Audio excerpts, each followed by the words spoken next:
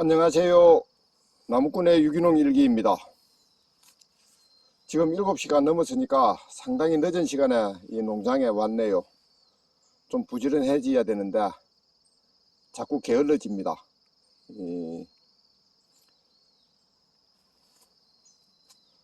송이버섯이 많이 나면요 5시 일어나가지고 부지런히 움직일 텐데 7시 돼서 산에 올라오네요. 이렇게 송이버섯 작황에 따라서, 작황 전망에 따라서 사람을 게을르게도 만들고 부지런하게도 만들고 그러는 것 같습니다. 저도 뭐 사람이니까 이 사기가 꺾이는 거는 어쩔 수가 없고요. 그리고 사기가 꺾이게 되니까 게을러지게 되네요. 지금 기온이 거의 20도가 다 됐습니다. 그죠? 18도 이상이네요. 아침 기온이 이렇게 높다는 거는 지중 온도도 아마 19도 이상일 겁니다. 지중 온도는 어떻게 될까요?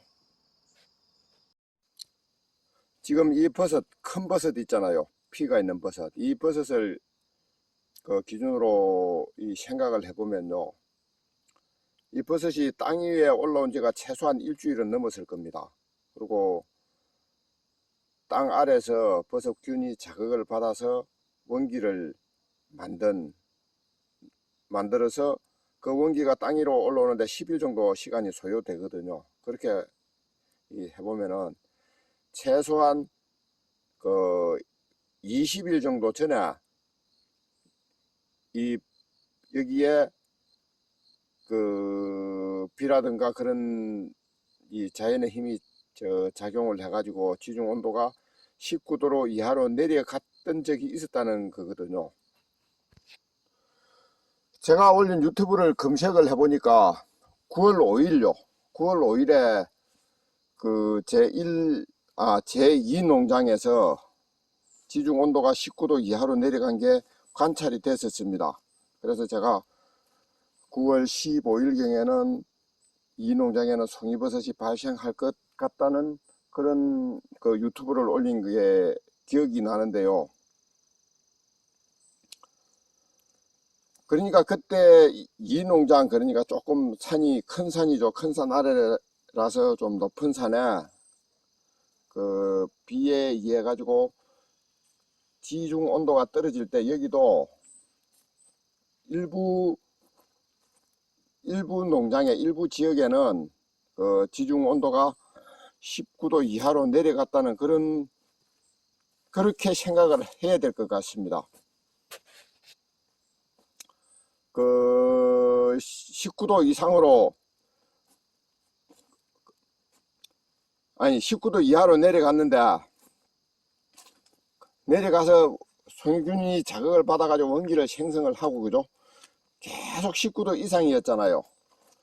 그래도 그 원기가 사멸하지 않고 살아남았기 때문에 저렇게 송이버섯이 버섯으로 성장을 한 것일 거거든요. 그러니까 이 지중 온도가 19도 이하로 내려가서 원기를 생성을 했는데, 그 원기가 지중 온도가 19도 이상으로 상승을 한다고 해도 모두 사멸하는 것은 아닌 것 같습니다. 제가 이 지중 온도를 관찰할 때 육안으로 관찰되는 거는 제1 농장, 여기 농장 같은 경우는 계속 19도 이상이었으니까요. 그러니까 제가 육안으로 관찰하지 못했던 온도 변화, 그 온도 변화의 함수는 뭐 어떻게 해볼 방법이 없는 거고요.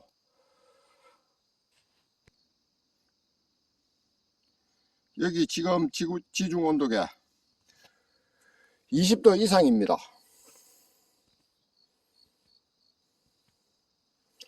20도 이상인데 이제 제가 생각할 때는 그렇거든요. 이 기온이 최대한 떨어졌을 때 간수를 해주면은 이 물이 이 대기의 연소 손실을 받아 가지고 찬물이 떨어질 거고, 기온이 최고 높을 때 간수를 해주면은 이 대기에 그 열을 받아들여 가지고 좀 온도가 높은 물이 이 지면에 도착을 할 겁니다. 그러니까 이제 이 간수해 주는 시간요, 이 해주는 시간을 지중 온도가 높게 형성이 되도록 간수를 해 주는 게 잘하는 일인지, 아니면은 지중 온도가 떨어지게 해서 생성되어 있던 원기가 하나라도 더 살아남을 수 있도록 간수를 해주는 게 잘하는 것인지, 그걸 판단을 할 수가 없습니다.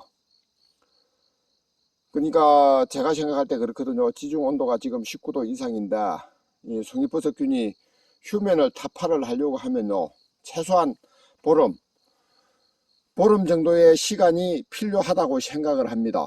그러면은 지금 오늘이 9월 26일이죠. 9월 26일이니까 10월 10일까지 과연 이 지중 온도를 19도 이상으로 유지를 할 수 있게 해 줄 수가 있느냐, 그게 그 문제인데요. 그게 문제인데요. 제가 생각할 때는 10월 10일까지 지중 온도를 19도 이상으로 유지를 하는 게 과연 가능할까, 그런 생각을 좀 하게 됩니다.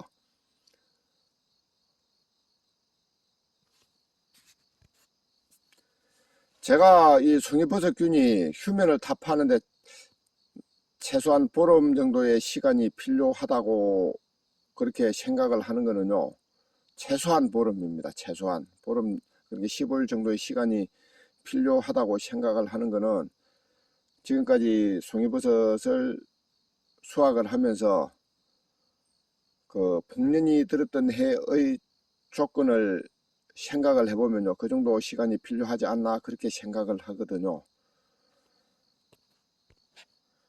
지금 이 송이버섯균에 대해서 휴면 타파라든가, 그러니까 휴면 타파에 대한 연구라든가 그런 기록을 한 게 전혀 없습니다. 그렇기 때문에 뭐 산림과학원에서도 송이버섯 이 휴면 타파에 대해서 제가 얘기를 했더니, 참 처음에는 자다가 책상다리 긁는 소리 그만하라는 식으로 말을 하더군요. 그만큼 이 송이버섯 균에 대해서는 연구가 되어 있지를 않습니다. 물론 이렇게 제가 간수 시설을 해서 물을 주고 하는 것에 대해서 상당히 부정적으로 생각하시는 분들도 상당히 있는 것 같습니다. 근데 이제 제가 제 나름대로 이 송이버섯을 생산을 해보니까,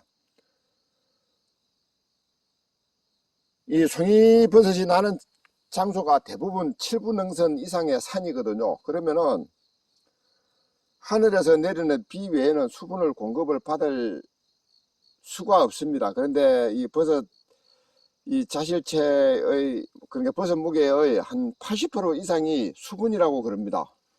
그러니까 수분이 충분히 공급되는 데서 생산되는 버섯하고, 수분이 공급이 안 되는 데서 생산되는 버섯하고 품질이 완전히 다릅니다. 그래서 저는 이 간수 시설을 해가지고 제 나름대로 지금 23년입니까 24년입니까 그렇게 송이버섯을 생산을 하고 있는데, 꼭 필요한 거에 이 간수 시설이라고 생각을 합니다. 그리고 제가 이 기왕 간수를 해주는 거, 간수하는 시간, 그죠? 그 시간에 따라서 간수의 효과가 달라질 수가 있거든요. 그래서 이 간수하는 시간에 대해서도 제 나름대로 뭐라고 해야 됩니까? 어느 시간에 간수를 해주는 게 더 좋을까? 이제 제가 그런 생각을 하는 거는, 그죠? 이 물이 이 지중 온도에 어느 정도의 영향을 미칠 수 있다고 그렇게 생각을 하거든요. 그래서 저는 간수하는 시간도 중요하다, 그렇게 생각을 합니다. 저 혼자 누구도 인정하지 않는 저 혼자만의 이 생각을 가지고 간수를 하고 있는데, 이 좀 데이터가 그죠? 좀 체계적으로 축적이 된다면은 나중에요. 나중에 저처럼 이런 생각을 가지는 사람이 또 나올 겁니다. 그러면 그 사람한테는 좀 더 시행착오를 줄일 수 있는 그런 자료를 제공해 줄 수도 있지 않을까, 그런 생각을 많이 가집니다. 그런데 아직까지는 이 과학적이고 그러니까 객관적인 데이터를 만들려고 하지를 못했습니다. 제 나름대로 머릿속에는 이렇게 이런저런 데이터가 축적이 되지만은 이걸 이론적으로 정리는 못했고요. 그렇습니다. 지금 이 기온의 변화가 참 아주 심합니다. 이 가을에 기온이 좀 순탄하게 내려가면은 이 송이버섯이 풍년이 될 확률이 높아지는데, 지금 이렇게 기온의 변화가 심하면은 송이버섯은 흉년이 될 가능성이 아주 높아집니다. 뭐라고 말씀드려야 될까요? 아마